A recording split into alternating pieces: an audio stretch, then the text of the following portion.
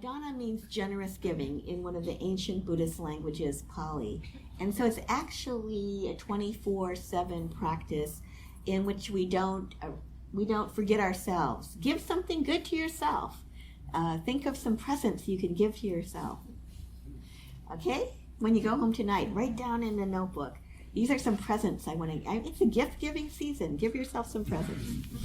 And that could be something that costs money, but it also could be just something else that is absolutely free of charge, and yet we might not think of it unless we set an intention to regard something as a gift to ourselves.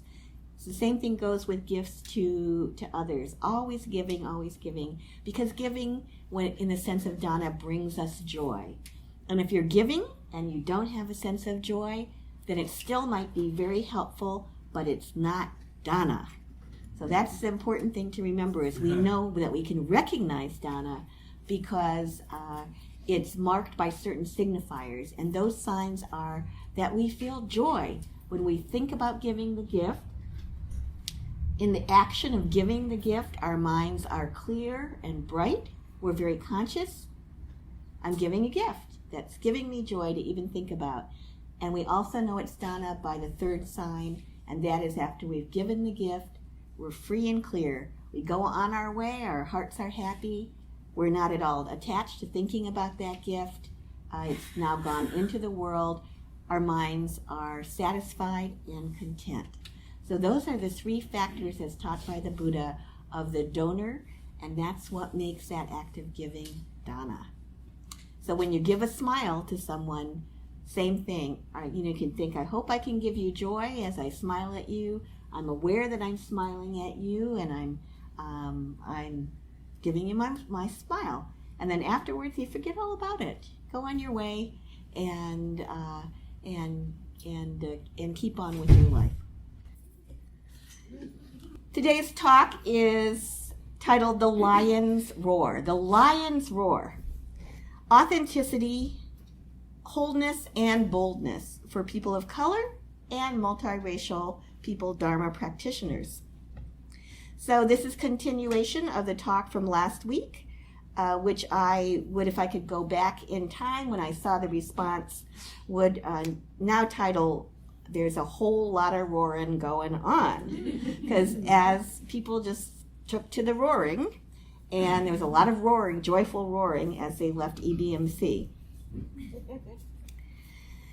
And as I said during the instructions of the sitting meditation, it's very good to take a moment before we begin formal meditation. However, you can take a moment at any time of the day or night to review your intentions, your spiritual intentions. So for instance, in sitting meditation, we might say, what are we hoping to accomplish? What is our goal?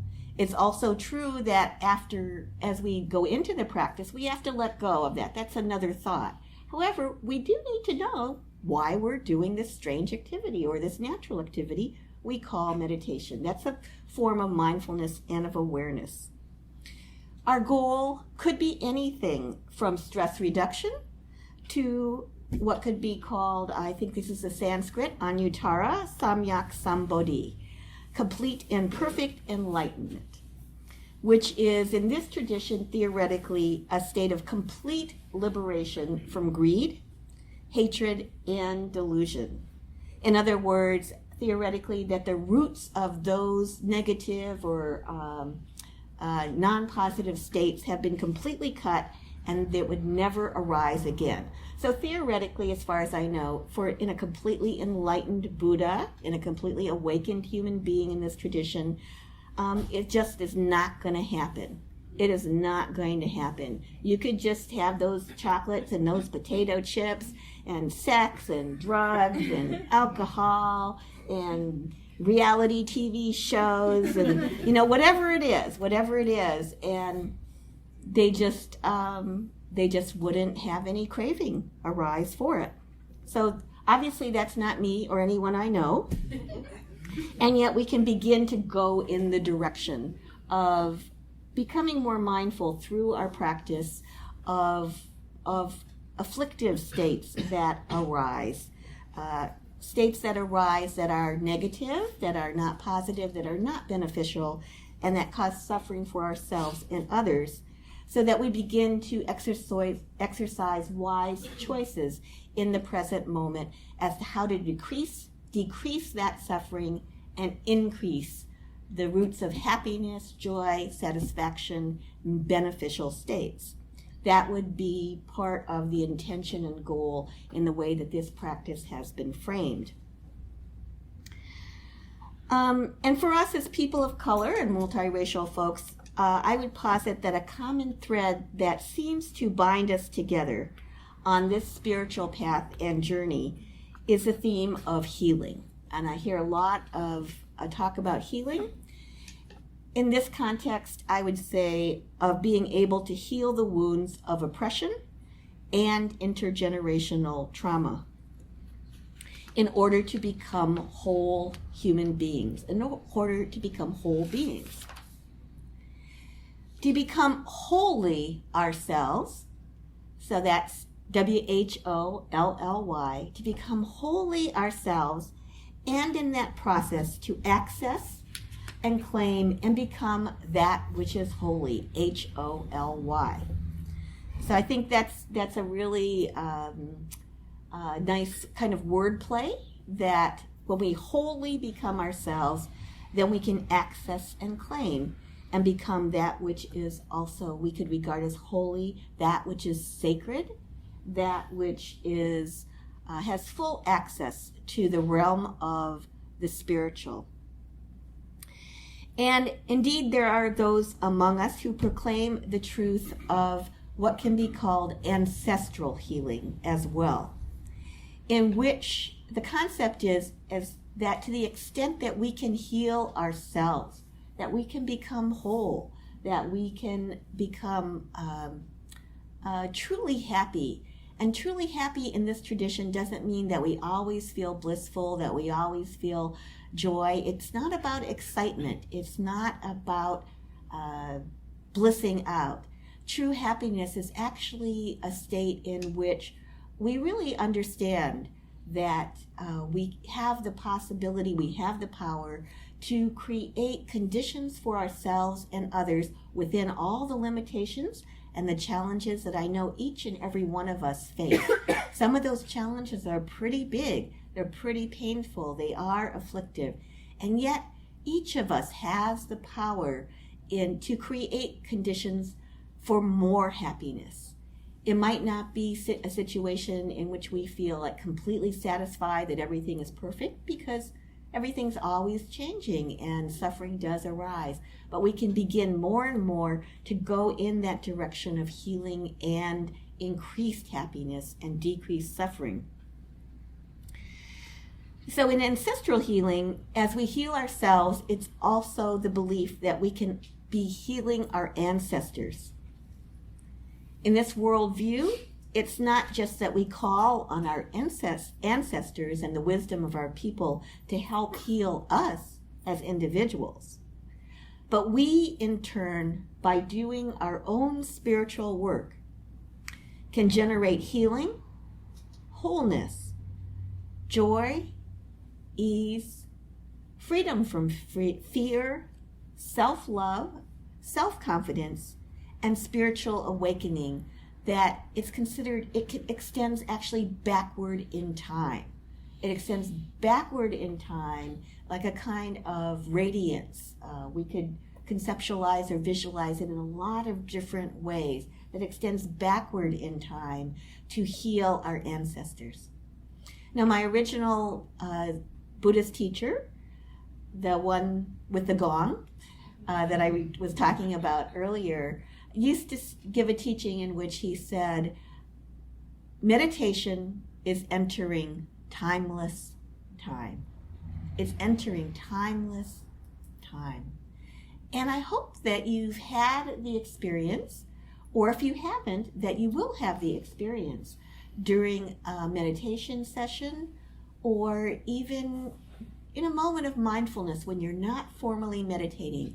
As you're going about your business in the day, perhaps you hear the sound of a bird. Perhaps you hear a child in a playground shouting joyously. Perhaps you hear a few bars of a song that you particularly like. Perhaps you hear the sound of your friend's voice. Actually, it could be anything. You could see a color that you like. It could be any kind of stimulus from the outer world. And it's as though time stops. So you're aware of who you are, you're aware of what's going on, and at the same time there's a quality of timeless time where we're able to drop that concept of the past, the future, and we're just alive, we're just being in the present moment that really contains everything. All the past, all the future, all our ancestors, all our descendants. So those are just words, and the experience itself is something quite special and unto itself. It's something we can have access to the more we practice. So with ancestral healing, we're also healing our ancestors as we sit here. For those of us who are parents, grandparents, guardians, aunts, uncles, mentors to young people, we also know that we can, through our own healing, literally become a lifeline for our babies and young folks, for our young adults, and for our descendants. So those who are younger than we are sometimes looking to us to see how well we can embody stability, compassion, wisdom, joy, all of those wonderful, nourishing spiritual qualities. We embody them imperfectly and in our own way. This is not comparing us to anybody. It's for each of us to find out how we bring those qualities into the world for our younger folks as well. So our practice of meditation together, dedicated toward wholeness, dedicated towards healing, which I think is the same as authenticity, is really important. And for those of you who are Dharma leaders, who are Sangha leaders, who are community leaders, who are healers, and who are holding this People of Color Sangha as a precious container of awakening for all of us, be happy, please. Find happiness that you are doing so much good in the world. And for all of us, I invite you to experience the confidence and the boldness and the freedom from fear that we can claim when we recognize that our deepening practices of universal goodwill, so that's metta or maitri, often translated as loving kindness. I think a better translation is goodwill. Our deepening practice of great compassion for all beings, that's called karuna. Our practice of joy in others' joy, that's mudita. And our practice of unshakable, wise equanimity, upeksha or upeka. That these practices aren't just for ourselves as individuals. But no, we have the power, and perhaps we can say also the spiritual responsibility to do all that we can to heal ourselves and help others heal themselves from the historical hurts of oppression and trauma. So know that this healing, this deepening authenticity and wholeness and wisdom and compassion can extend far back into the distant past and unknowably far forward into the future. So I'm giving you a statement of faith. It's my faith, and it's also been my experience coming from my own spiritual practice. And this is a universal experience. It doesn't have anything to do in particular with what's called the Dharma or Buddhism. It's Dharma in its widest sense, meaning spiritual truth. And once you really, really know you have this ability and responsibility, so it's ability and responsibility, when you feel it in your very bones and in your blood, when you awaken to your true spiritual nature, that is when, so we're looping back to the topic of this talk, that is when you roar. That is when you roar. This is natural, spontaneous arising of roaring. And so I like to play. I'm a very playful person. I am a mom. And last week when I was here, when I had the opportunity to be here, I was talking about the famous children's book, Where the Wild Things Are. And I like to give Dharma talks for children about From Where the Wild Things Are, where I tell them that my favorite line from Where the Wild Things Are is where the book says, and the wild things roared their terrible roars and gnashed their terrible teeth and rolled their terrible eyes and showed their terrible claws. And so that's in the book, and they're roaring their terrible roars, so you have to do it all simultaneously, right?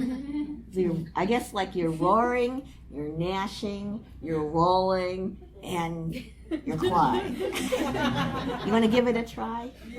All right, it's time to roar. Okay, 1, 2, 3. Roar! That's pretty good. That's pretty good. I invite you actually to turn to some of the folks around you, and we're going to do some like interactive roaring, okay? You can always have the right to pass. You don't have to do it if it freaks you out. We're just doing this, we're playing here. Okay, so just turn to some of the folks next to you. All right, 1, 2, 3, let's roar!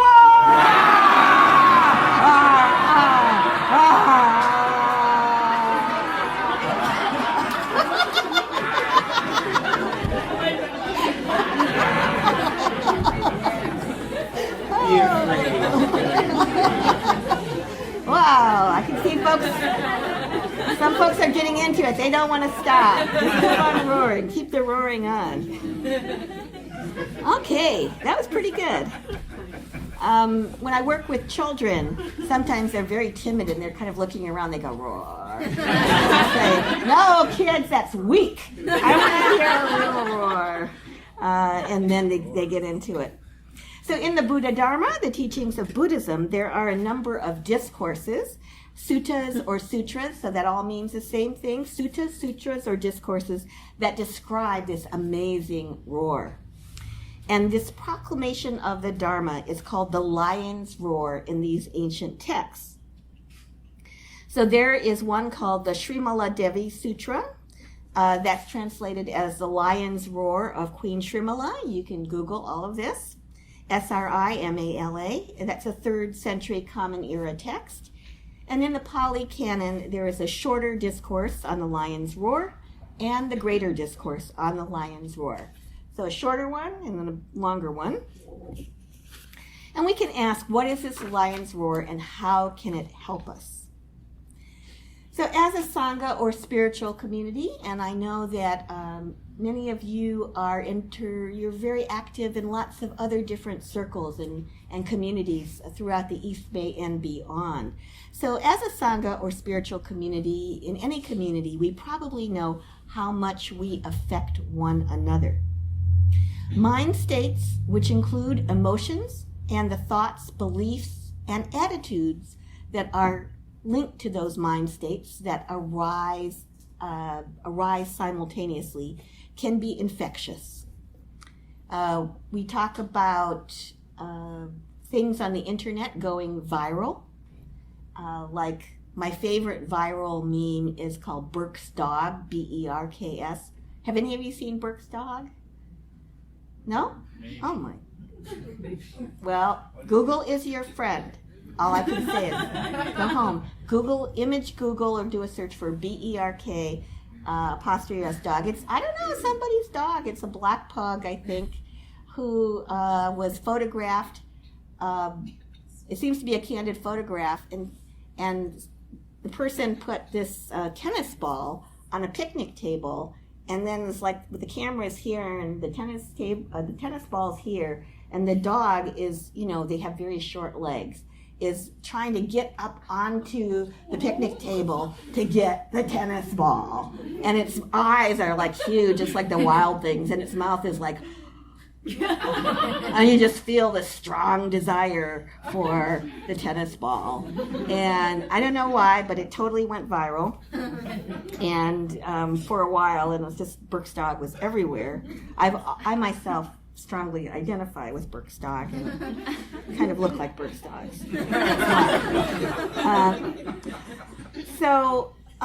Without repressing anything, so we're not talking about repressing anything ourselves, we can recognize that other people's mind states, such as fear and non-fear, depletion and joy, stability and instability, nervousness or calm, these mind states can really affect me, and therefore we can understand that our mind states really affect those around us as well.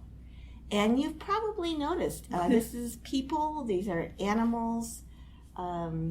It's something that's very, very real. Fear does spread or can spread in a viral fashion. Joy can spread in a viral fashion. Happiness can spread in a viral fashion. Contentment can spread. Courage can spread. We are all interconnected. We are all interconnected, and we all respond to one another, so we are responsive to one another. And when we realize this, we all can recognize that we are also responsible to one another in looking at how we're affecting our environment. So this realization for me brings with it a determination that because the only person I really have any control over is me. And that's not even all of the time. But as much as I would like to control the world and make everything into Mushim's universe, I have tried. It is just impossible. I'm still going to sometimes go to, the compost bin and find that people have thrown plastic into it. I am sometimes going to go to the recycling bin and find that people have thrown garbage into it. And I can't control them, much as I would like to. I can only control me and strengthen my resolve to live in a way that is in alignment with my values, and also to know that I'm going to make mistakes. It's going to be imperfect. There's going to be always a learning curve, and therefore I can forgive myself, and then in the process I can forgive others as well, and continue to encourage others and try to model for others the way that I want to be in the world, and to help create the communities in which we want to live. So that's the responsibility for each of us to the extent that we wish to accept it. Do we want to try to actively create the communities in which we want to live? Each of us can play a part. Each of us can play a part. We don't even judge it in small part or a large part or 1 hour or 500 hours or anything like that. It's just that each of us can play a part, and people of any age as well. So this realization of how much I affect other people and how much other people affect me brings with it a determination for myself to try to increasingly embody stability, non-fear. So non-fear doesn't mean that I don't feel fear. It means that I really use my mindfulness to say, is this fear of something real? Or is this fear of something that my brain has just cooked up? Because so often, it's maybe a mixture, but often it's kind of the latter. And when I discern that, when I use my wise discernment, then I can also encourage myself. I can pat myself on the back and say, okay, that's something that makes you a little bit nervous, and I can see I can rise to that challenge, or this is something that I'm actually speculating about. I don't know whether it's real or not, so I'm not going to even waste my energy by getting all fearful about it. I can go in that direction of non-fear, of joy. I can try to embody true happiness to the best of my ability, whatever wisdom I can summon, and whatever compassion is available for me in the moment, knowing that in this tradition, in the Dharma, our spiritual goal and our model is not to just have compassion for some, but universal compassion. Compassion for each and every being. Respect for all. Compassion for all. Loving kindness for all. Joy for every other being's joy. This is the ultimate state of non-discrimination. It doesn't mean we allow people who are being harmful or harmful forces to harm us or others. It does not mean that at all. It means that we grow and we extend beneficially in our practice to try to become really, really universal and to provide universal access for all beings. And to claim our places at the welcome table in society, and thereby claim place settings also for our ancestors and for our babies who are as yet unborn. So we're trying to do that with the lion's roar. The lion's roar in these teachings means that when we know what is true, when we know what is not true, when we know what is spiritually helpful and beneficial, and what we know is non-beneficial, is harmful, is hurtful, and we increasingly grow into that with a sense of self-confidence and the ability to inspire self-confidence in others, then that is the lion's roar. That is the lion's roar. We can all have moments of insight and spiritual clarity where those are watershed moments in our lives. And I'm sure that as adults, each of you has had those moments of insight where you know you can never go back from that moment. You have seen something which you know is true, which you know is good, which you know is totally authentic, which you know is whole, and which you know is happiness producing for yourself and others. And you know because you feel it in every part of your body and mind, you know beyond the shadow of a doubt, all doubt is removed. All doubt is removed. That is a moment of clear truth seeing in your spiritual life. That is a moment of insight, which is also called vipassana. That's insight arising.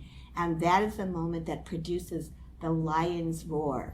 I clearly see the truth of how things are. I clearly see what leads to happiness and benefit for beings.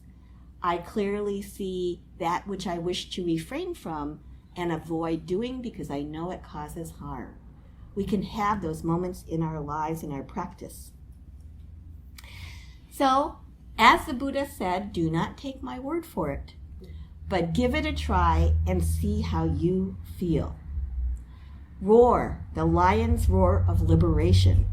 Even if you don't feel like it, just try it. Play with it. Grow into it. As my original teacher used to say, sometimes in a Dharma talk he would say, can you do it?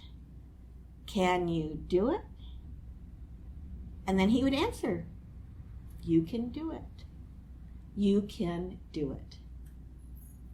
So that's my message to you. I have supreme confidence in each and every one of you. I have confidence because this is my faith and this is also my experience.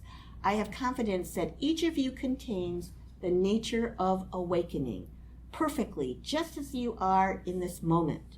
You contain everything that you need to develop your wisdom, to develop your compassion, to heal yourself, your ancestors, and your descendants, to be a beneficial force in your community, to contribute something that is good and that is true. I have supreme confidence in each and every one of you that in your path of spiritual development, that you can roar the lion's roar.